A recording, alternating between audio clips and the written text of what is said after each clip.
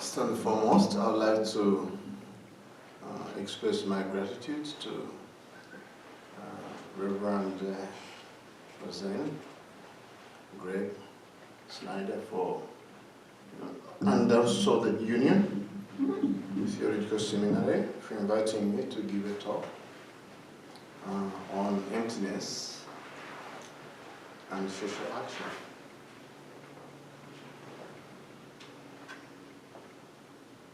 It's a very interesting talk, given the combination of the two, which look a little bit, to some people, contradictory.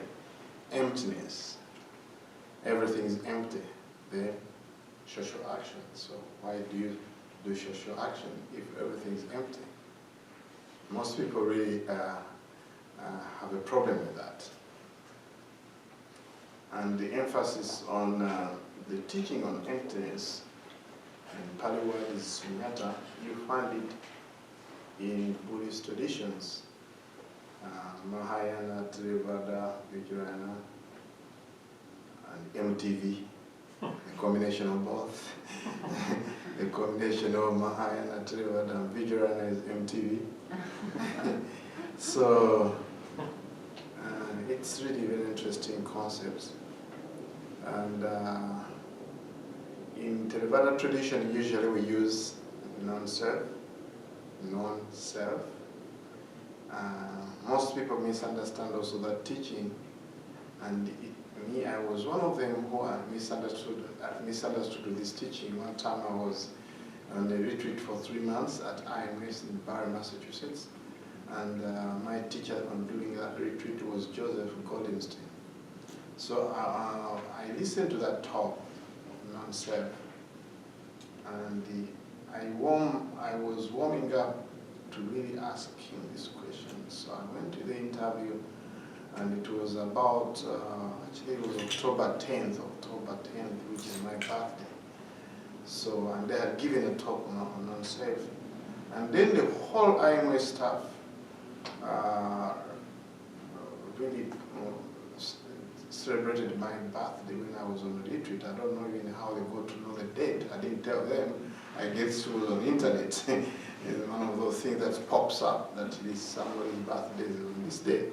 So anyway, during the retreat, I was surprised that people really prepared good food for me on my birthday.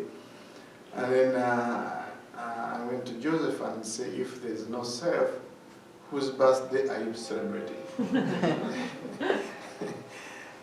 I knew that he will not give me the answer, because for me it didn't make sense that there's no self and then you're celebrating birthday. Which one are you celebrating? The birthday of Bhante or what?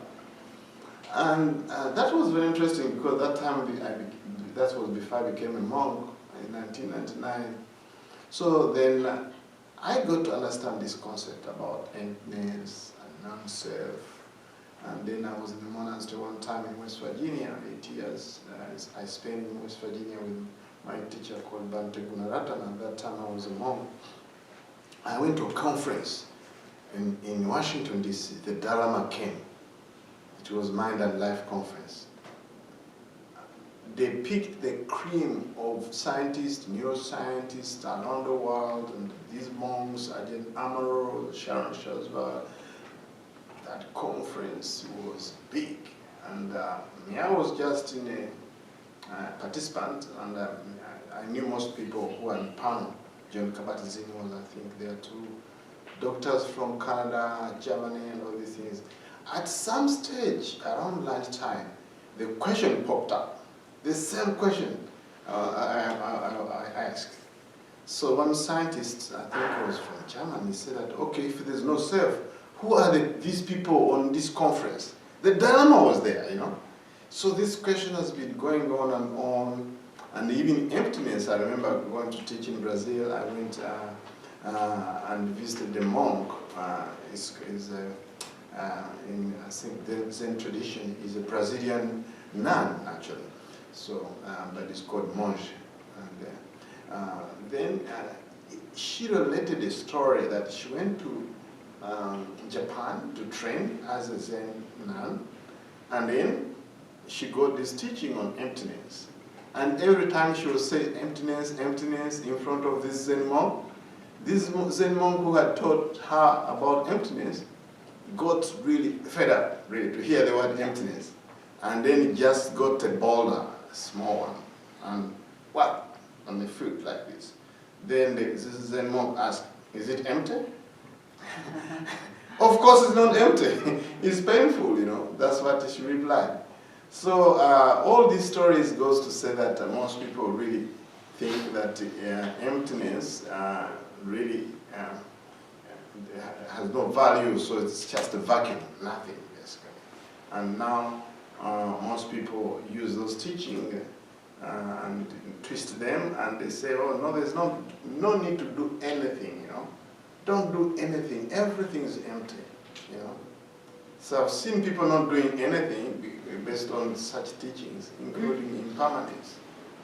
I remember one time I had a volunteer from Connecticut, came to Uganda Buddhist Center, and I told her, your car is a little bit dusty, there's a lot of dust on your car. And she told me, no, Bhante, everything is impermanent. There's no need to clean the car. But what's very interesting, because the boyfriend was actually Christian, and he has a white car, and he always chose clean. And he's a Buddhist who knows the teaching on anicca, and then he's not cleaning the car. Luckily, it was a green car in the dust road that come to Uganda Buddhist Center, and then she was not cleaning it all the time. I saw it that one day, 2 days, I said, let me ask this volunteer actually, what was the reason he was not cleaning the car? And he told me that everything is impermanent, so there's no need to clean it. So anyway, many times I've seen people who use this teaching, impermanence and non-self, to say that they don't need to do anything. But when you look at the teaching themselves, I'm going to read even some of the few discourses, you will find out from the history of Buddhism, we found out that Buddhism arose in 6th century BC in India as a response to what was going on. It was a critical response to the social, political, economic environment that was going on in India, even philosophical. In many ways, when you look at many philosophies that were evolving in Greece, and there was a lot of Western philosophy. In China, there was a lot. Confucius and Lao Tzu, when you consider India, also Buddhism came when there was a lot of things going on in the society. So his teaching, first and foremost, was to really stay out of the extreme, extremes of indulgence and self-mortification from the philosophical point of view. But what's very interesting from a sociological point of view, you found out there was a lot of social ills in the society, caste systems, injustice for women. There was a lot of, and people are using some of the teaching to justify this injustice. And also from a philosophical point of view, also they were saying that, okay, we just live a single life. So there's no need to do anything good for the society. Since you live a single life, then after death you go to earth, water goes to water, and the fire goes to fire, and the air goes to air. So there's no need for social action, no need to arouse effort, no need to meditate. So there are some teaching already, like 62 religions, you can say wrong views also. So at that time when, during the time when India came, when the Buddha came, that actually we are emphasizing not to do anything for the society. Just eat and sleep and enjoy. And that's it. Done. Because why bother? People will figure it out. So when you read these philosophies like this, 6 contemporaries of the Buddha, they didn't believe in the law of karma, that what you do brings good things, when you do good things, bring good things. So they didn't believe in the action, effort, and all these things. So it is very interesting that when you look at the history of Buddhism arising in India, it was oriented on social uplifting of the society, We look at Kinga Shoka. Kinga Shoka actually even developed hospitals for animals. You know? Yes, it's only when the teaching come to MTV here and generally in the West where we actually sometimes confuse the teaching of the Buddha, and then we just think it's very individual. We just meditate only for ourselves. But when you look at the historical context of Buddhism, is actually a lot of it was also to transform the society, not only for the transformation of the mind. But of course, when you look at transformation, when it comes to transformation, you start with your transforming the mind, but when you transform the mind, then also the society will be transformed. And when you transform the society, also the yourself will be transformed. And I can see it clear on my work I'm doing in Uganda Buddhist Center. In the beginning, I used to go as a Theravada monk. In the beginning, I used to do just retreats. And I would call people and they come and meditate, do yoga. Most of them, they are expatriates. And I did what I had to do as a Theravada monk and teach people how to transform their mind. But at one time, I continued to see that actually that was not enough if I need to transform myself and society. So I started to do some kind of social work. But actually, I didn't really so much study about it that I have to do social work. But it came organically after realizing that the suffering that people had in the environment around us, where we are at the Uganda Buddhist Center. We started with the water project, where people were coming from the village to collect water. We had one well at the temple. People used to come and get clean water. I saw they were very happy. And for me, whenever I was passing the village, I see happy people. They would say, "Bye Buddha, bye Buddha," you know. People were hesitating to come to the temple. I could see the transformation in the society. Of course, they cannot pronounce my name. My name is Buddharakkhita, so every time they cut off my name, "Bye Buddha," I say, "I'm not Buddha." Yes, but I can see how the society started transforming. And of course, we had to give more, and then to give more effort. I was seeing a happy society around me.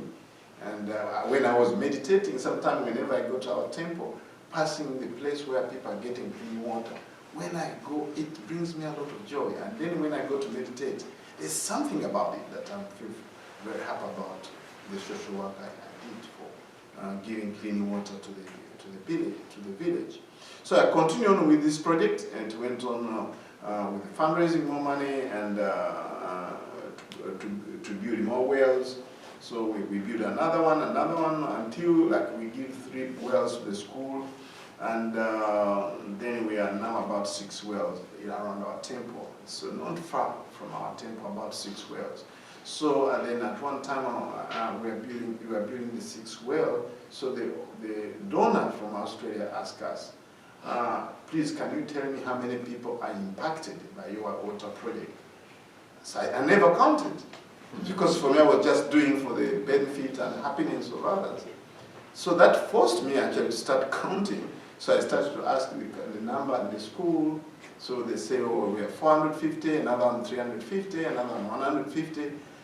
I say, "Wow, 1,000 people per day, they take a clean water from us."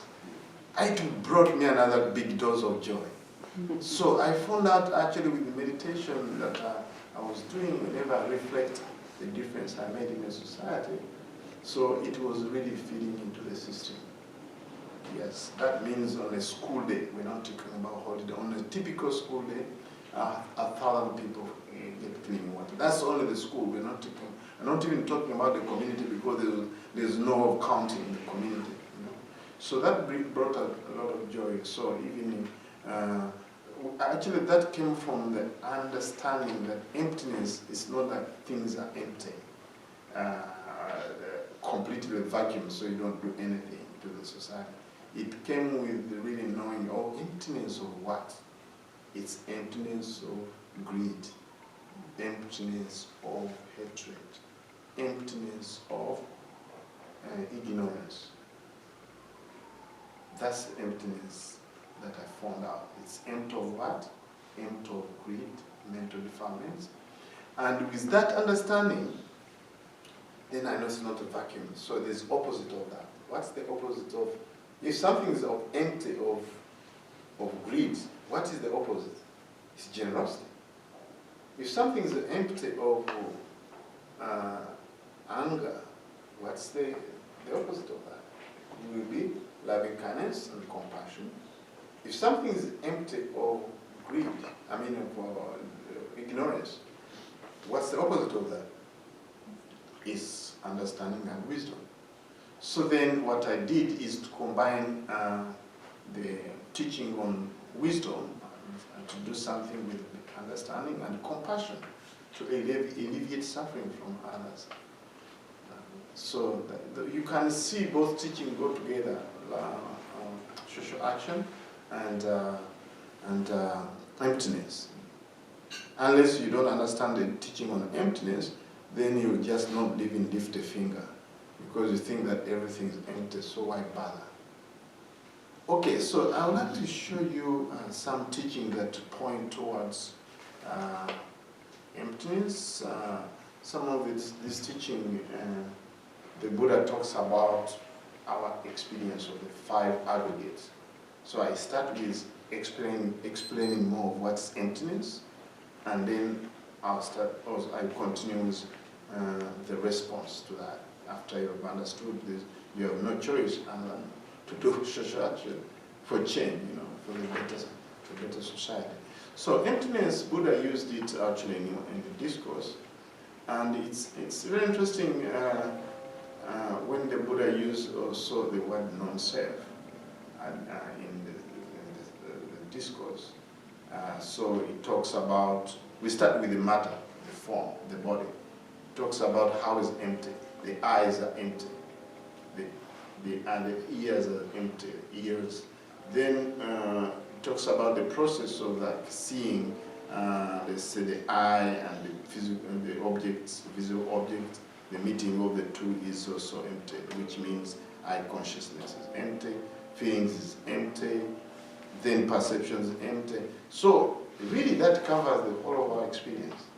But more interesting for me, the teaching on where the Buddha was talking about empty was when he gave similes of the 5 aggregates of clinging. He talked about how our body is like a form, F-O-M. That means it's like, really when you look at it, it's very fragile, and also there's nothing inside. So we really acknowledge the Buddha also say that, okay, there's no core in the body that you can really hold on like this, so it's empty. Then, because there's no core. So we have teaching, of course, so when he talk about the feelings, like a bubble, bubula, the Pali word is bubula, like a bubble. You have seen bubbles? They're empty, no? Yes, and then he talked about our perception. He said that it's like a mirage. You know, a mirage, when you're driving and you see on a road, it will be just shining like a lake. And you know these deers, they keep on running after when they're thirsty, they keep on running, thinking that they're going to drink water, only to find out there's no water. And they continue running until they die. So that shows, it goes to say that our perception is also empty. There's no core, really, you can't find anything. Then he talked about mental formations. He compared it to a plantain tree. I don't know if you've seen a plantain. When you peel it, you don't find any core. Until you really finish it, there's no core you can find. It's just you can maybe substitute this with onion. You try to peel onion, so you don't find any core. Then we talked about consciousness. Consciousness is also has no core. He compared it to a magician trick. You know, magicians, they make a trick, they look real, but when you go there, you find out actually there's nothing going on there. Yes. Up to now, actually, I don't know what the magician do. Who has ever figured it out? Yes, because I've spent a long time watching them, but I was fascinated when I was young, seeing what magicians do. Anyway, you get it, what the Buddha was talking about. So, but this is interesting that in order to understand the teaching of emptiness, two more things you need to do. You need to understand it in the context of the teaching on non-self and what we call dependent origination. Without that, then of course, in many ways we see Buddha using it interchangeably, but you really need to add those teachings, non-self and dependent origination, in order to really understand what's really the Buddha was talking about, emptiness. And for that, I need maybe to read in a book here, so that you really understand the relationship between non-self and emptiness. This is a beautiful book, by the way. I like it very much. It's called Early Buddhist Teaching by Y. Karunadasa. He's a professor at Hong Kong University.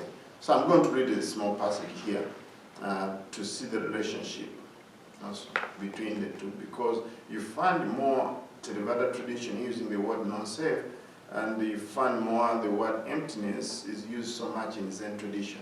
Form is empty and empty is form. Sometimes I thought this is very confusing, by the way. It's kind of a koan, you know. Form is empty, empty is form. What's this?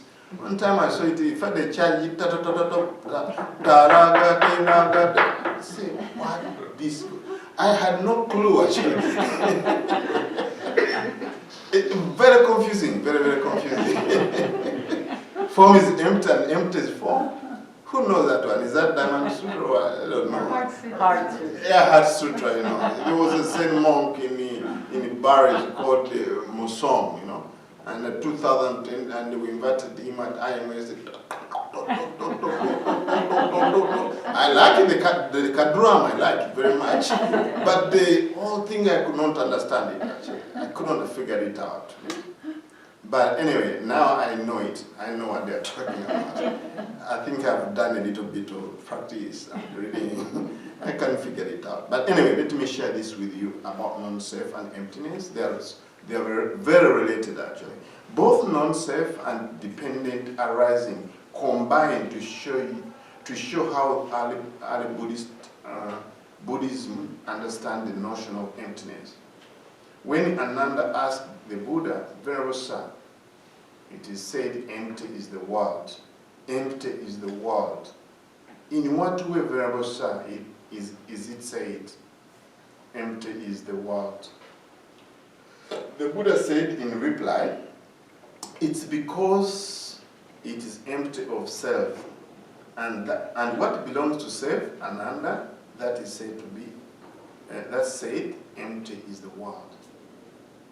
In the Sutta Nipata, we found the Buddha bidding Moggaraja to see the world as empty. As noted earlier, for early Buddhism, world means the world of experience. The world we experience with our six sense faculties. And it's precisely this world that in early Buddhism resolved into the 5 aggregates that I was explaining you with the similes. The 12 senses, the sense bases, and the 18 elements of cognition. If the world is empty, then it logically and inevitably follows that the factors into which the world is analyzed are also empty. Empty and non-self become mutually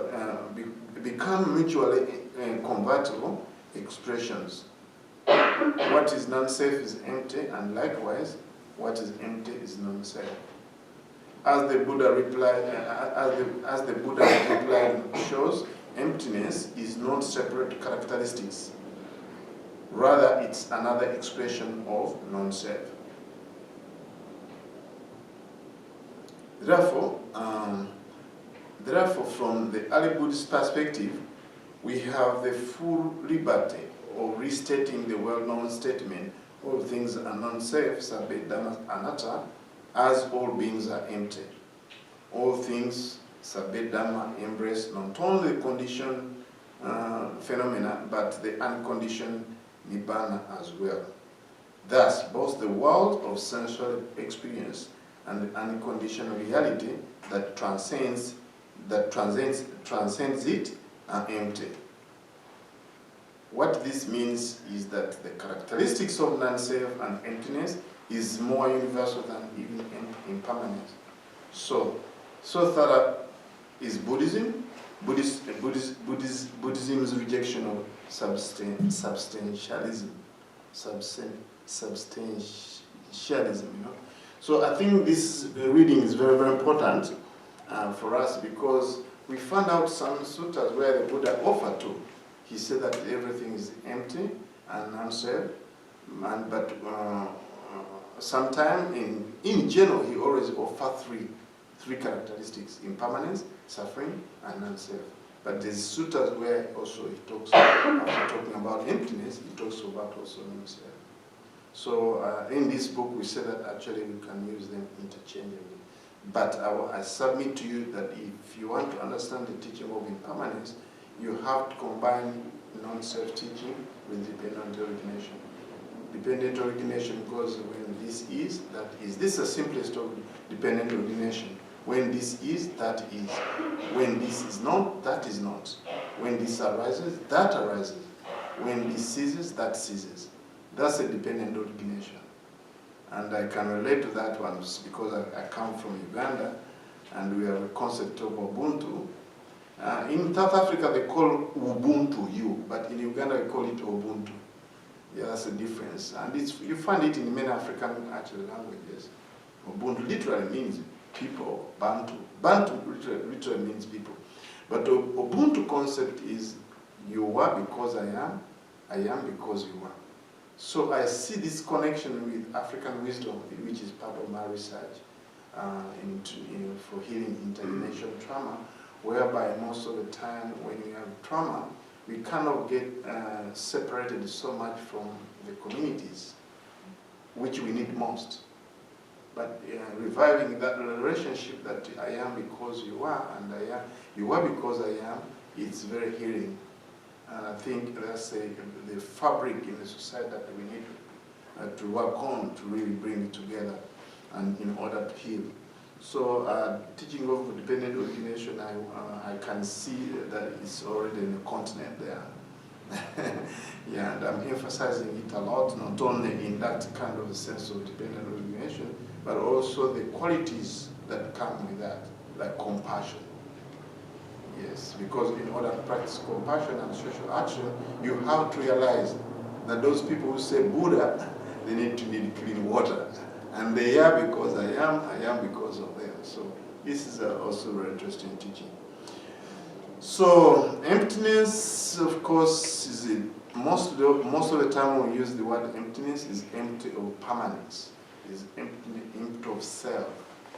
Really, basically, it's really, in that sense, we use it in many ways. Yes.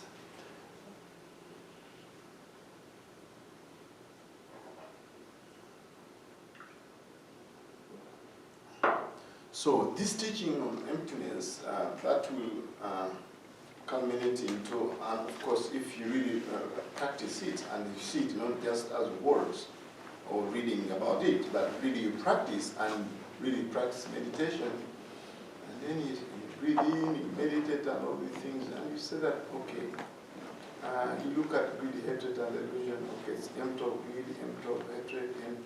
So very soon you find out the opposite qualities coming in, yeah? Loving kindness, compassion, generosity, and wisdom. And that will connect you to not only meditate, but really to see how that meditation can be translated in the society. We didn't translate these things from the cushion. That's why I said that, I don't know if you know about this practice, it's called off-cushion practice. On-cushion practice. And off-cushion, we need to go off-cushion and translate that. And for me, it was a big challenge as a monk, because when I was training in Burmese tradition, I trained in California, San Jose. And my teacher, I asked him if I can water the plants. He said, no, meditate. I meditated almost a year in California and San Jose, and this teacher, all what you have to do, you wake up at 4:30, meditate, sitting, walking, sitting, go for breakfast. Sitting, walking, sitting, go for lunch. Done. The whole day until the next day, then you go for interview. I did that for a year in California. For some reason, things changed because I don't eat red meat. So I could not be in that monastery for long because I was having problems with the food. So I looked for a monastery in USA, and I found out Abhayagiri, but I could not get into the monastery for some reason. I don't even remember. But I knew a monk called Bhante Buddharakkhita in West Virginia. I had met him before in 2000, and he invited me. So I said, why don't I go where I have the invitation? So it doesn't make sense, because I think why I was hesitating was because California, because it was warmer, and for me going to West Virginia, it was cold. So I finally resolved to go to West Virginia. And I went there. The first day I went there, Bhante Buddharakkhita in the morning, of course he performed the ceremony for me to be in white, which is called anagarika, literally means homeless. And then he told me exactly, I remember after breakfast, have you got the work to do? Not meditation. He just told me, have you got the work to do? That was amazing for me, because I knew that my work is to meditate. And here he's asking me if he told me, has somebody given you some work to do in the monastery? For us, the monastery where I came from was in San Jose, and the people they support, they don't want you to see doing cleaning and all that. For them, your work should be meditation, and they feel a lot of joy if you're meditating. And for them, they want to clean and everything, and you do your work of meditation because not so many people are doing it. So I understand their paradigm. But Bhante said that we should translate what we come from a cushion, and then we translate it in their life. So it haunted me so many times, 1 week, 2 weeks, and I said, I'm in the wrong monastery. I'm a monk. I became a monk to meditate more. And I'm not meditating in a monastery. What's going on here? So there was a fellow monk, I told him my frustration or my contradiction, what I expected and all that things. I told him, I'm going to be here for a while, but after 1 year I'm going to Burma and meditate there. And this monk was actually a physician in his life as a person. He was a good friend actually.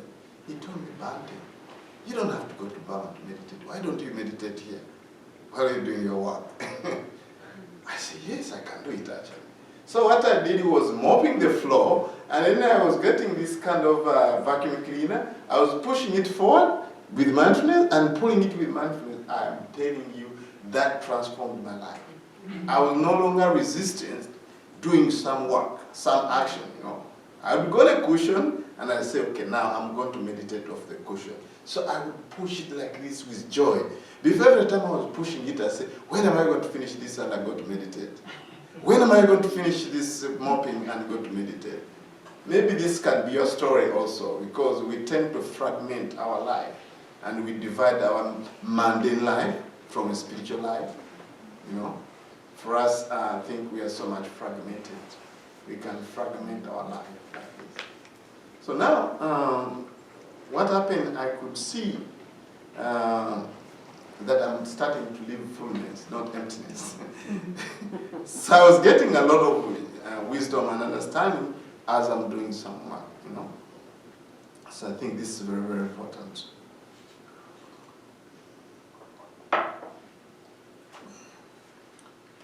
So in other words, social action doesn't contradict with your spiritual involvement of wisdom and understanding. Once you understand the teaching of emptiness, you will translate it in their life, in social action and all these things.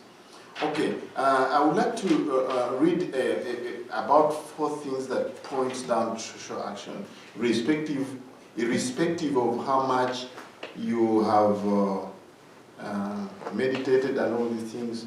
But what we can see is really how can we connect from you to the other person, to the family, to the society. I think there's no contradiction, really, when I look at it. Yeah, when you look at it, how you can blend in your social work and your Buddha's teaching on meditation, there shouldn't be contradiction, right? So I'm going to read you now. We're going to move a little bit from emptiness. And now, since we have understood emptiness, I'm sure we have some compassion and some doses of wisdom where we need to combine both, actually. Because you cannot do this work of social action without compassion and wisdom. Both has to come together. Most of the time people do compassion only and they don't do wisdom. What will happen? They keep on helping other people, but actually maybe they are doing it out of peer pressure. Why are you helping these people? I saw other people helping others. Is that real compassion? No. We need to really combine wisdom and understanding. So, but let's look at exactly what the Buddha taught in terms of like even speaking to monks, actually. I'll start with that one in Mahavagga, Vinaya, Pitaka. This is what the Buddha said. Go forth, O bhikkhus. Bhikkhus means a monk, just like me. But also there is a book called Visuddhimagga where that bhikkhu means a person who has fear in samsara. In other words, in a realm, the circle of birth and death. If somebody knows that this brings a lot of suffering, born again, more diapers, more college, more this and more this. So somebody get into some insights and say, no, I think this is enough. Let me try to really get out of this path. Repetitive kind of thing, you know.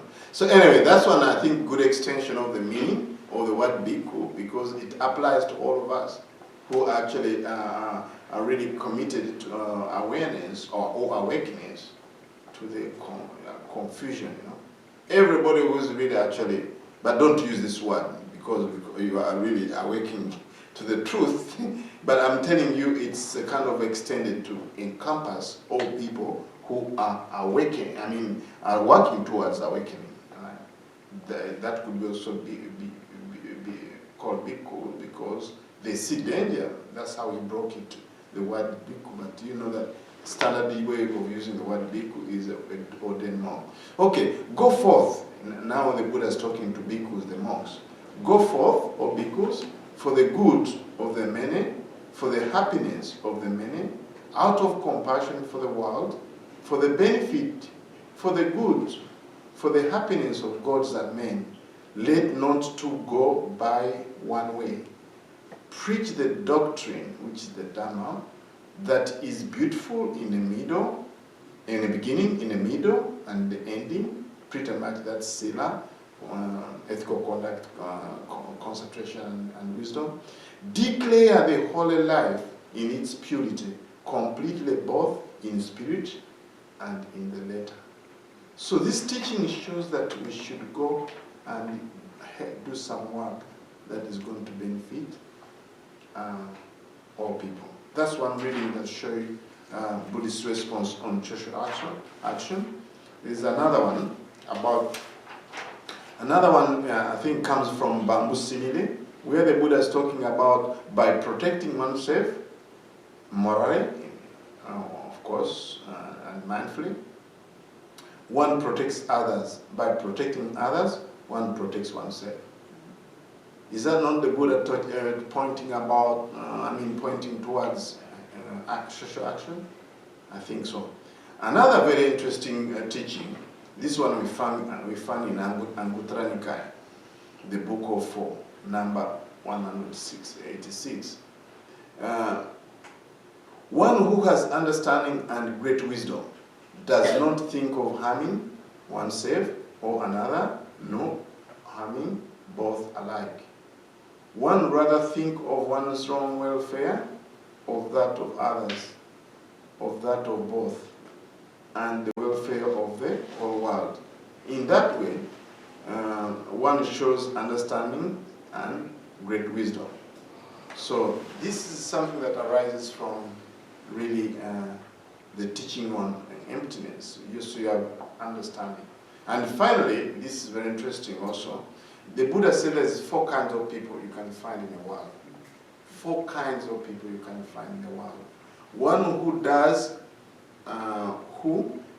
work for one's benefit and on the benefit of others. And another one who, and as I'm speaking, I think you can cite examples, but no need to verbalize them. So one works for one's good, but not for the good of others. Yes, even if it means to shut out the government completely for 1 month, 3 months, the whole year, 3 years, 2 years, 5 years, no problem, right? So, yes, for the good of one person,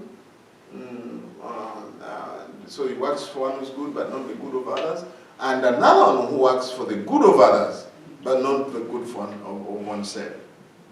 So there's also those people who go to that extreme, to work for the good of others, but not for oneself. Then we have another group also, which is very interesting. The one who works for the good of oneself and the good of others. That's also, there's that category of people. There is another one, which neither, this person works neither for the good of oneself, nor for the good of others. So let us spend a little bit of time and really look at people in our life, or even look at yourself. Where do you belong? First category, second, and for me when I give talks, it's very interactive session. So can you please let me know who's working for the good of? So that's how I roll. I like some active talking, you know. And those who are attending my classes, that's what we do. So, what do you think? The Buddha said the one who works for the benefit of oneself and the other is the best. Is even talk about it's like honey, you know, such very good taste. And okay, from your experience, which kind of category you belong? You work for the good of? Writers. Not myself. I'm tired all the time, but I'm a doer. I do. I work. Okay. Okay, another one. Who's saying who works for neither? I'm interested in who doesn't work for the good of oneself and doesn't work for the good of others. Neither. Do we have somebody there here? I mean, it's very interesting. I think the big majority we are working for the good of oneself. Definitely. And others, I think. Especially what I've seen from my experience at UTS, most people are really engaged. Social engagement, they are socially engaged. I'm really amazed and really inspired by the amount of work you do here to help others, at least from my experience here. So I think those teachings really all point out this thing, that the Buddha's teaching on the Four Noble Truths, suffering, the cause of suffering, happiness, and the way of happiness. Once you have a glimpse on actually the gravity of suffering in the world, you can't help it but really arouse faith and confidence and the teaching of the Buddha and do something to alleviate suffering for yourself and others. I think that's what I see. Okay, there's a few teachings that I would like to reflect on in the next 5 minutes that I found out to be very helpful, that can really point towards what we call social work. One of them is, it comes from the Buddha's teaching on what we call 10 bases of meritorious actions. Merit, another word for merit is happiness. But I'm going to draw from those teachings, and I can relate to them very well.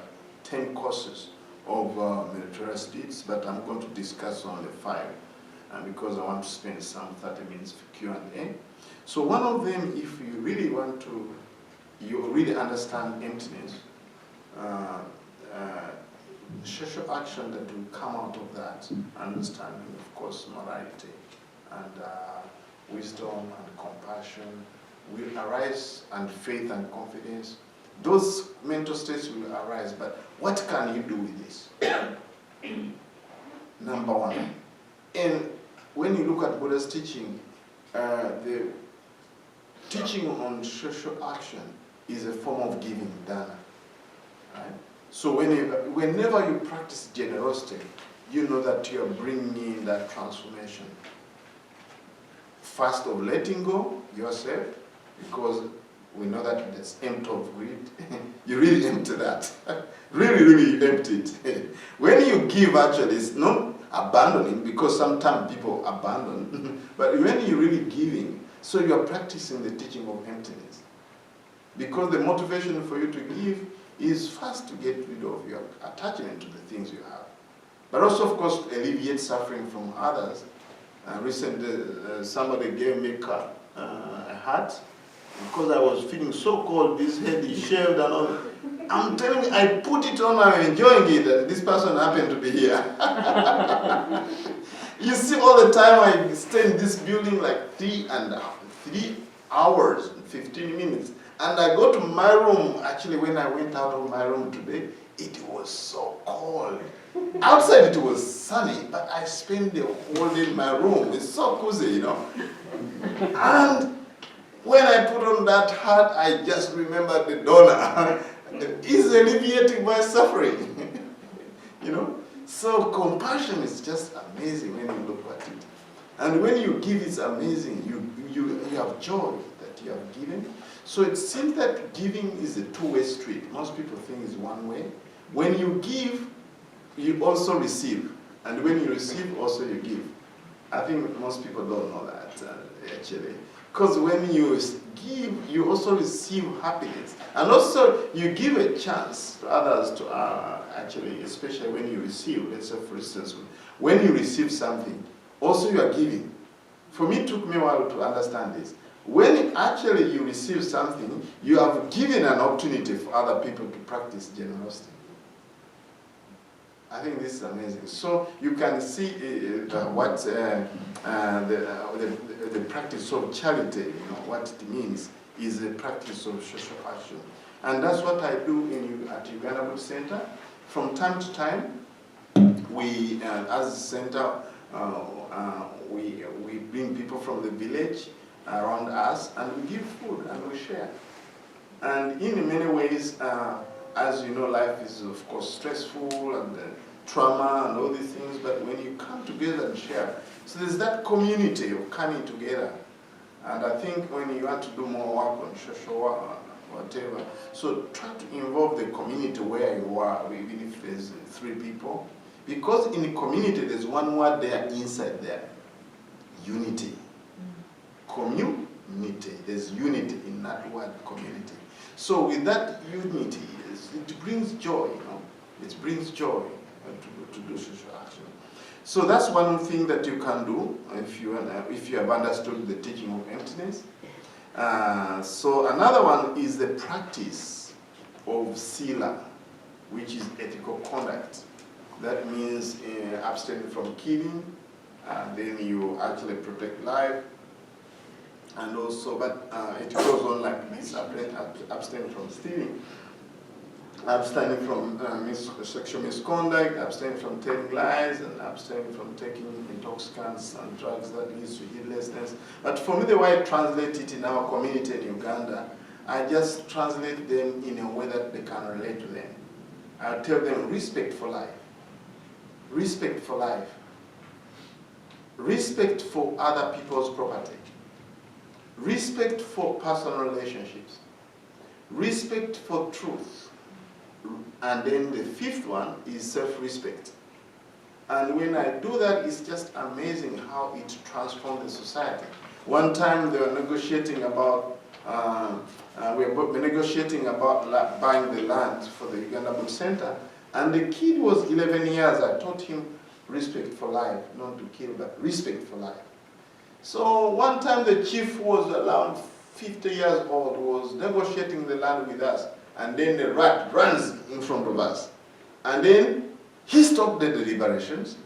He went to kill the rat. This 11-year-old boy said, stop, stop, Buddhists don't kill. Can you imagine an 11-year-old kid trying to stop the chief of the village? That's social work, social work, social action for change, So when you actually practice 5 precepts, you are doing social action. How? It looks individual, but actually when you look at it, it translates into the society.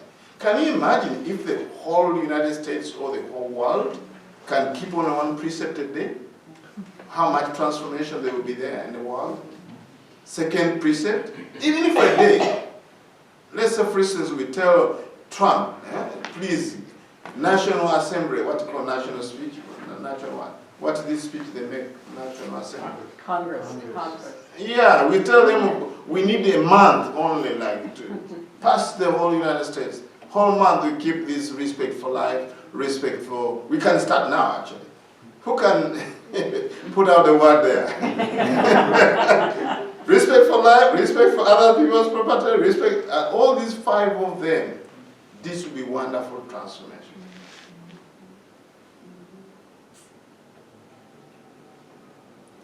Now, from a Buddhist point of view, these 5 precepts, guidelines, they are called Mahadana. Mahadana, which means the great dana. That's a great dana. Not the greatest. The greatest is, I'm going to talk about it, is to give Dharma talk. Because that transforms the life. And I've seen many people, a couple of people even who are about to commit suicide, but actually they read the Dharma and they practice the Dharma. They read my teacher's book, Bhante Buddharakkhita's book on 8 ways of happiness, and mindfulness in plain English. They actually stop. Transform their life completely. I've seen them with my eyes. That this person thanking my teacher, the book you wrote, it changed my life. The Dharma is the highest gift you can give. I call it God. I found the word. God, gift of Dharma. That's the highest you can give. Gift of Dharma. But let's go to the great gift is actually practice sila, ethical conduct. If you practice ethical conduct, in one sutta, Anguttara Nikaya, the Buddha said that you give fearlessness. You give freedom for the entire world. In your room, if you are to practice ethical conduct, which is giving those 5 respects, you give fearlessness, you give freedom for the entire world. So beings need not fear you, need not to worry about you. Like for instance, the 3rd precept. How much harm is done through breaking the 3rd precept? Sexual abuse, rape, and all these things. It's just amazing how we can transform the world through our social action. But that comes from understanding emptiness. From understanding emptiness, then it's a call for the opposite of that, which is compassion, understanding suffering, and then it arouses wisdom and understanding. Okay, that's another way, which is the 3rd one. Of course, I want to tell you for sure, I can build in the monastery. In Africa, I can build a monastery in every country if I can, and if I have all the money. That's what I want, basically. I want to live long enough to see a Buddhist monastery in every African country. But can I protect the entire world? In this precept is challenging us that if you keep the 5 precepts, you are protecting, you are actually giving all beings freedom from fear, freedom from danger. I could only do that for Africa, if I can. Even if I say, okay, I'll build them in America, but still I'm not protecting the entire world. But, if you practice the 5 precepts, you are giving freedom to all beings. This is something to think about. Social action doesn't mean just building this and that, but it comes from what you are doing individually. that is translated into society. It has to start with you somewhere. Then we go to bhavana meditation. You know that what it means when you transform through meditation. Whoever you come close to, people really understand, oh, this person is peaceful, and they can transform. For me, I had a challenge when I went to Uganda the first time. One time I went to Uganda, and that was 2005. I was somewhere in a shop with my friend. One person came with the Bible and said, you are going to go to hell with your robes and all the things. This shopkeeper was asking me some question. Hey, what's Buddhism and all these things? I was explaining about Buddhism, this kind of thing, avoid evil, do good, and all these things. And I was really in a good conversation with the shopkeeper. This person said, you're going to go to hell. This man told this guy who was telling me to go to hell. He said, but excuse me, this person is talking a lot of sense, whom you are telling to go to hell. What he has done? So I think what I remember, I just came from meditation, and I was speaking from a place of calmness, and it was really affecting the man I was talking to. He could feel the peace, you know. So that means meditation is a form of social action. It's very, very important to note that. Most people say, oh, you know, you are selfish, you know, you are sitting on a cushion, you are really actually wasting time. This is what people told me in Uganda. This guy from Australia told me, you monk, you are wasting time, you should be involved in economics, disrobe, and help Uganda is very poor. You know what I told him? I'm helping Uganda a lot, but you don't know. That time the population of Uganda in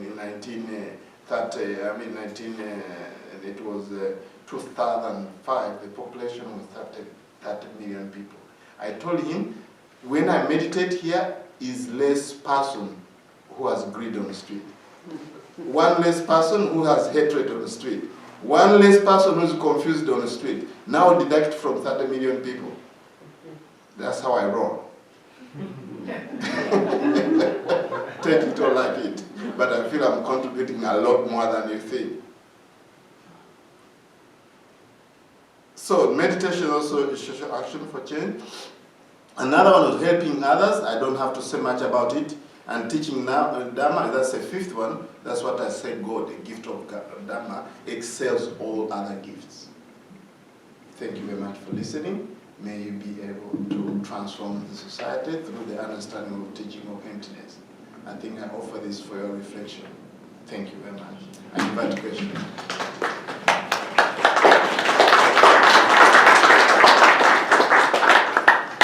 Yes, and if you have a question, please just raise your hand and I'll bring you the microphone.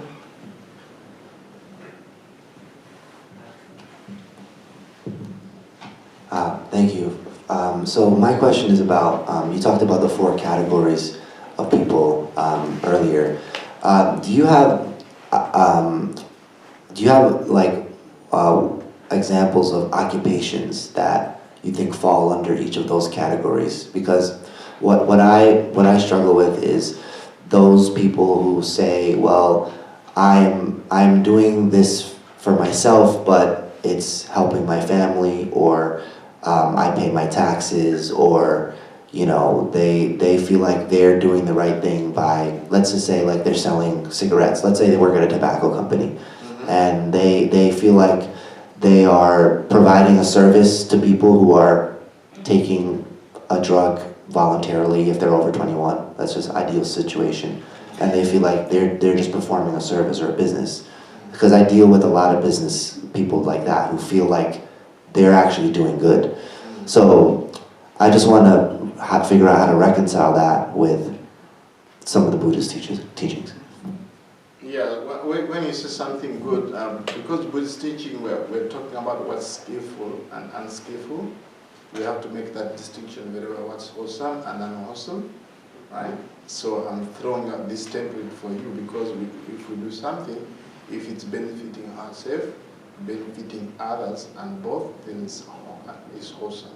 Something is not benefiting ourselves, benefiting others, and benefiting both. It has to be the combination that's unwholesome. Then another distinction, just to take you away from this dichotomy of bad and good, for us we look at those things, whether it's wholesome or unwholesome. Then we look at, this is more of the consequence, what the consequence of what you're doing, whether it's bringing suffering to oneself, others, or both, then it's unskillful. If something is what you're doing is bringing happiness to oneself, and both, that's wholesome. The another one is more of the motivation. What's the motivation behind what you're doing, right? So the motivation, if it's greed, hatred, and delusion, then it's unwholesome what we're doing. And if the opposite, which the motivation is generosity, loving kindness, compassion, wisdom, courage, things like that, then what you're doing is wholesome. So now, when you look at what you are saying, where do you feel that the question belongs? Like, for instance, when you take that template, other than what they are doing is good or bad, we're using that template, how do you fit in your question? How do I fit in? What do you feel that they are doing is skillful or unskillful? Well, the tobacco one seems like not a good one, because it's the person who's smoking the cigarette is getting unhealthy from it. Yes. So that would probably fall under doing something for oneself. Yes. What about a situation where the janitor at the tobacco company? The what? Yeah. The janitor at the like the. Your microphone is too close. I can't. Sorry. It vibrates. I can't hear the word. Yeah. What about if you have a tobacco company? Sorry for all these scenarios. But what if you have a tobacco company and they say they're creating jobs, and those jobs are for janitors or maintenance workers or whatever? Then they would argue, look, yeah, it's hurting others, but we're providing opportunities for others to have a job at our company. I feel like that's used by Republicans a lot to say, we're creating jobs, but not all those jobs are necessarily wholesome jobs. So I'm just wondering how you deal with the fact that some people may feel like we need to have the tobacco company because it's employing a lot of people who otherwise wouldn't have opportunities to work. Yeah, that's definitely for both. You can people justify things from their point of view. Yeah, but actually, when you look at when you really boil it down to Buddhist teaching, so it's harming also. It's bringing a lot of harm. And also part of it maybe it's helping people. So from a Buddhist point of view, is you look at which side is bigger. Is the harm is more compared to what the benefits of people. So you look at it, but the thing then when you do social action, you try to actually voice your concerns, because this happened actually at Bhavana Society. At Bhavana Society, the monastery where I stayed 8 years, they are building a power line. When they are building a power line, of course the intention was to give electricity to the place, wherever it was going, but it was so close to the monastery that actually to bring some electric impulses, voltage, very high, close to the monastery, which has been there for a long time.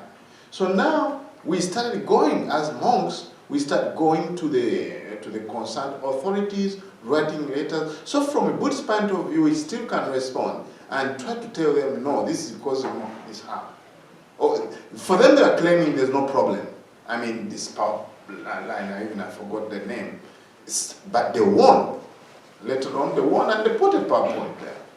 So in life, of course, there will be always people who just fight. And there's a lot of money there for research to tell you, no, cigarette or whatever it is, there's no problem. There's money there to research, to convince all the society that what they're doing is good. But when you look from a Buddhist point of view and use that template, it's not good. So what you should do to reconcile that, do the best you can, knowing that this is samsara. You may not reverse all the suffering in the world. Jesus didn't do it. The entire world, he didn't transform it. Buddha didn't do it. Muhammad didn't do it. Also many people really didn't transform. What are we left to do now if all these people didn't do that? So we do the best we can. That's the Buddhist approach, I think. But we do it from a place of compassion and wisdom and understanding. So you don't sit there and they'll say, there's nothing to do. You do what you can with your intentions and plus with your effort. The results, we don't know what's going to happen.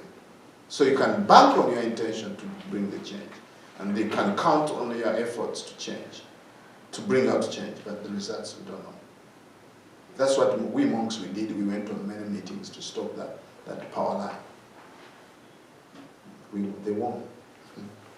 Thank you very much. Thank you. I hope that helps. That helps a lot. Thank you. Okay, thank you. Another question.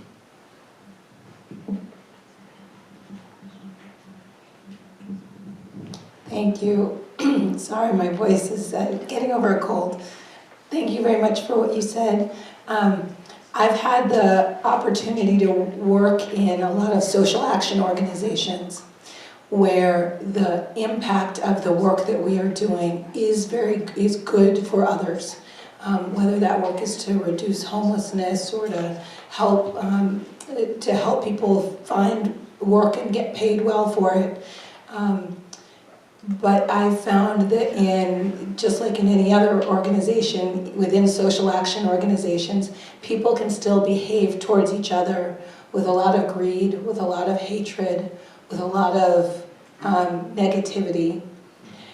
And I always struggle with how it is that we can do so much good outside and come to this work because of a commitment to social action, because of deep compassion for the world, and yet be so unkind to each other.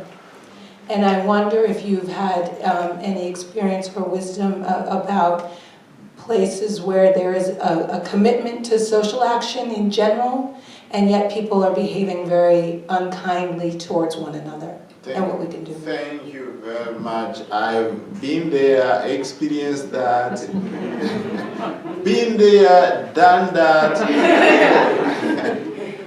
I'm a person who has stayed in the communities in India. When I went to study there in 1995, I stayed in the community. And a community which is actually going to do a lot of good, basically. I've lived in meditation centers. I've lived in a monastery. I have a monastery myself. But it's always not easy. I just feel that when there is a person, this is why I come to terms with it. Individually, we have what we call conflicting interests. Already, an individual, you're in your room, already we have what we call conflicting interest. We're not even bringing in the question of your spouse or another person or friend. Already right there's a problem already.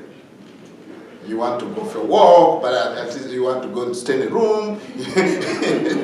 Sometimes I want to come to the United States, but I want to stay in Uganda. When I come to the United States, I want to go to Uganda. So there's a lot of what we call individually, we have what we call conflicting interest. Now you keep on adding more people. You keep on adding two as a spouse. I'm not saying that don't, because I'm a monk. So, but you multiply, you keep on multiplying. You get another friend, you keep on multiplying differences. Others want the window open, others want the window closed, others want to shop in England, other people want to go for holiday in Uganda, others they want to go holiday in Canada, California, what to call this kind of Great Canyon. So interest, different. So now, I thought this is just only the monasteries that I've stayed in, but when I created my own monastery, I thought I would change everything. Because I can change the rules, I can set the stage. Oh, I'm telling you, there were so many conflicts. One time I thought, let me close this monastery. Let me go to the cave and continue to meditate. If I tell you the conflicts that I've faced in the monastery, you can stay here for the whole 1 hour. I've learned that this is what I've learned. As long as there's more than one person, which is you, there's going to be always conflict. I really came to terms. I had to come to terms. And honestly, when I look at from day to day, I want to make sure that I'm in harmony myself. harmoniously between what I think, what I say, and what I want to do. If you ever harmonize that, that's a good start. So if you can't find a good person, start with yourself. If you can't find somebody. If you look around and you can't find a good person, be the one. So the work I'm doing is trying to see whether about my action, they're not conflicting with what I'm saying, and they're not conflicting with what I'm thinking. And if I don't find any person like that, who is harmonizing what they are talking and what they're thinking and what they're acting, let me be the one. Now, Buddha, this is the Buddha. This is me now, but this is the Buddha. Buddha said that before you help others, first help yourself. But it seems that because the problem in the world is so huge, that we jump in there out there to help others before you help yourself. Yeah, so in the Dhammapada, I said before, and even when we look at even in the airplane, do you know the mask analogy? The oxygen mask? Help the child before you help I mean help yourself before you help the child. But we don't have to fix the whole mask until it's all fixed and you're breathing to hold the child. But at least you first put on a mask before once you put it on, then you can actually put on the child. There's a distinction there because, it could be that when I use this one, people say, I'll first get enlightened and then only then I help others, You see, let me tell you, if there's a community when all people have reached the 4th level of enlightenment, you will have no problem. Every community you are working, social justice, whatever it is, I'm telling you, even monks, I'm telling you, we will have some differences. Until we are all attain enlightenment, then there will be problem. There will be no problem. But we're not there yet, so we have to come to terms to agree to disagree, and really resolve. I mean, we cannot avoid conflicts, but we can really look at them and then resolve them amicably. I think that's what it is. Because there's going to be always conflict. And for people always, they come to me as a monk, I have a problem with my spouse and all these things. I say, what do you expect? See, if you get married to somebody who's enlightenment fully, then those people are not interested in marriage.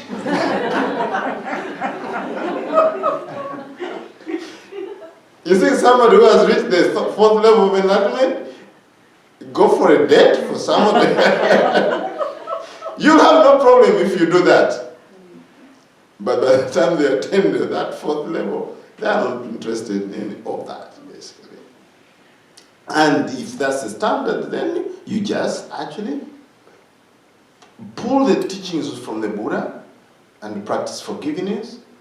I don't want even to say tolerance, I want to say really live in a way. Actually, that's what even this time when I was living in Uganda, I have assistants. I told them, please, put your personality away. What we're doing on a continent is something new. It's really setting up the stage for healing. So can you this is what I told them, please work hard, work in a team, and put away your personalities. Suspend them, because what we're doing together here is transformative for the society. I tell them. They're my assistants, both of them. Peace, you know them. You've been there. So everybody thinks something differently. That's what for me interesting, to see that everybody thinks something differently. I'll end up with this with the Buddha's teaching actually itself. Buddha's teaching, there's one sutta I think is called Chulagosinga. In the Buddha's teaching, there were 7 arahants. All these people got enlightened. All the people got enlightened. There were 7 of them. And then there was a question they asked, who's going to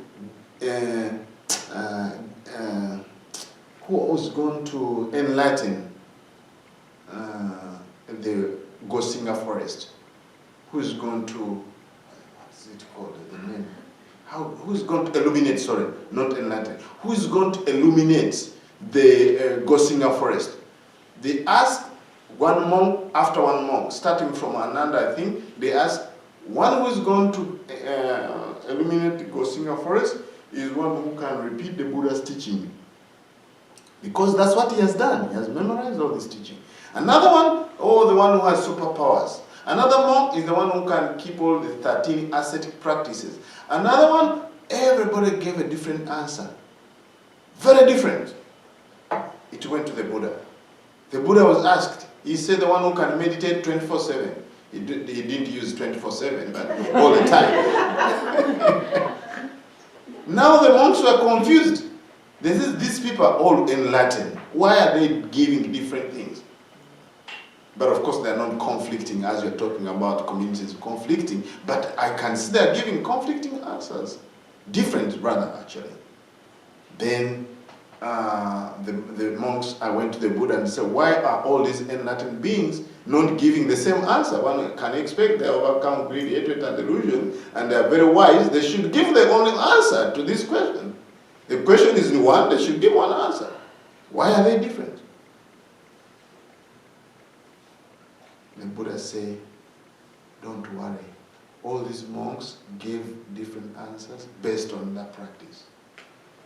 Based on their practice. These are enlightened beings. Now let's pull it down to we us who are not enlightened. You are 5 people, 2 people, 3 people working. We all respond to situation what we have practiced. We've practiced a lot of anger, especially when it comes to social action for change. It's unfair and injustice in the world. No wonder how we actually act that way, because really injustice really in a world doesn't make sense. You try to figure out, for me sometimes I feel terrible actually myself, like things like segregation and caste system in India, because I studied it very well. Racism and all never makes sense to me after watching even a movie like The General Man by Spencer Wells. I said, why are we just on a superficial level bring a lot of harm? Superficially, we bring a lot of harm. So with all this mess for me, I understand where it comes from, but what I really submit to you, that it doesn't have to be that way. From Buddha's teaching, we can act from a place of peace and understanding and all that. And if that's your problem, that when you are doing social action for change in a group, people have not yet enlightened, so forgive them and go forward, don't get stuck. And work together, because for me I thought, okay, if I cross this monastery, all these people will go anyway, and I will have a problem. I will fix the problem, but it doesn't work that way, because I know if I leave myself in a little corner in a cave, I'll have problems. Myself, I'll have a problem. I told you, problem yourself, you have conflicting interests, and they're going to prick on your consciousness. So don't think that when those people, they look angels and they don't cause a problem, that's the problem finished. I'll tell you the only way we could finish this problem, if the whole community is enlightened, and I haven't seen that community, 5 people or 10 people, all full enlightened, and then they will not cause any problem. Are we together on this? So practice forgiving, loving kindness, compassion, all the teaching, mindfulness and all these things. And it's amazing how really you can even talk your differences. You can talk about it. Yeah? For me in Uganda, I love to talk about it. You see, you think this way, but I think this way. I go with this one. Yeah, so you talk about your differences. No problem. And if somebody is angry, just give them some tools on how to overcome anger from a Buddhist point of view. But I've been to many, many places, everywhere. I worked even at IMS. Before I became a monk, I was working in the front office at IMS. It's a big center in Massachusetts. Who knows IMS? Yes, I was there as a staff member in 2000 before I became a monk. They used to bring an expert in communication to teach us nonviolence communication. I was brand new in the United States. I came in 99 and I was working in the front office, and they were bringing somebody who is paid $500 per day to teach us how to communicate. In those sessions, I saw managers in tears. IMS is a huge center which has been there from 1974. Hasn't it figured it out? I mean, and here I am, I was there as an African. There's a guy who used to ask me, for me, I had spent 7 years in Asia when I came to the United States. This guy was so baffled how an African guy can stay in about 50 North Americans. And that organization is big. And I was working in the front office. He used to call me in the office. How can you stay with us? How do you feel about it? Don't you get disappointed or whatever? Because in my incarnation, I was working as a scuba dive instructor. I was working in a happy place, on a resort, So every time I was taking things lightly, But I could see the suffering in the community. Differences need different opinion. They have departments, kitchen, housing, and all these things. All of them have different way of thinking. For me, I worked in a community like that, and I was trained in communication, non-violence communication. It improved, but it didn't end. Still, there's going to be difference. Even in a community that working retreats after retreats, I was a retreat manager, 100 people coming. I was a retreat coordinator, And I tell you one story, and I will stop here. One time, I was working with an Australian. I was in 2000. We are both coordinating a retreat. She made a comment that I'm tired. I remember very well. She's from Australia. Both of us were retreat managers. Me, the way how I love the Dharma, I said, yes, we are tired, but we are making a lot of good merit. I don't feel so tired. I feel so joy that actually, though this 100 people, the first day when you are having 100 people coming to meditate as a retreat manager with housing and all these things, it was exhausting. But for me, it was feeding me a lot of energy that I'm part of the people who are going to really meditate. I'm telling you, I made that comment the next day. She said, that time I was a layman. I'm student. How can you be so insensitive? I felt so hurt when you didn't acknowledge that I'm tired. For me, I was doing the best to make her feel good. And I have good intention, So even with good intention, we don't know how people interpret it, the way it impacts other people. So I can conclude that our intention might be good in those communities, but it can impact people. So the best way is always, when that happens, acknowledge both the intention and the impact, wherever possible, and move on. Thank you very much. Thank you so much, Bhante. It's been lovely to hear you speak this evening and to hear a bit about the impact you're having in class, in the classroom each day here at Union. And thank you all for being here. It's lovely to have you, seeing new faces in this series that we're having once monthly, and we hope to see you again. The next talk, the next monthly Dharma talk is February 6th with Doral Williams, who will be speaking on the same topic, different perspective. So I hope to see many of you there if you're able, and there are some of these half sheets in the back if you want to see more dates. We also in February have Thupten Jinpa coming to speak with President Serene Jones on Friday, February 21st, and the 22nd there'll be a day long on compassion. So please check it out either here or on the website. So thank you all and have a lovely evening. Take care.